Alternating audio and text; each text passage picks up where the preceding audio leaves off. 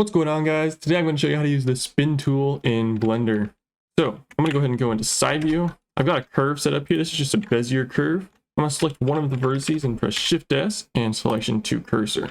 So all you have to do is, this is how most people use it, at least that I've seen, is they'll take a curve, they'll make some sort of object like a goblet or a bowl. We'll go ahead and make ourselves some more random little pot or something like this, the outline of it at least.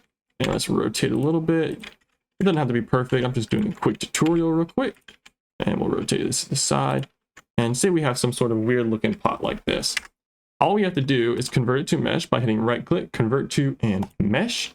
Go into edit mode, hit A. Go down to your spin tool. And what you can do is simply rotate your mesh around the 3D object. Around the 3D cursor, I mean.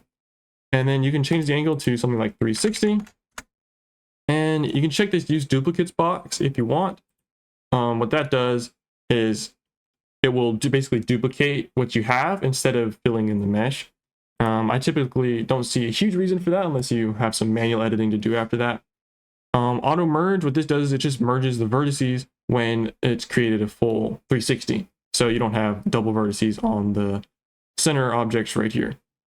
Then flip normals will flip the normals of your object if you want the outside to inside to flip. And these settings will just position the 3D cursor or the spin point on the X, the Y, and the Z. And then the axis will change rotation where you're rotating stuff. This can be really neat if you want to go like all the way to a 1. You can create some really neat shapes.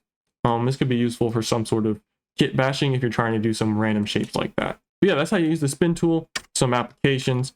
You can get some really neat stuff. Thanks for watching, and I'll see you guys in the next one.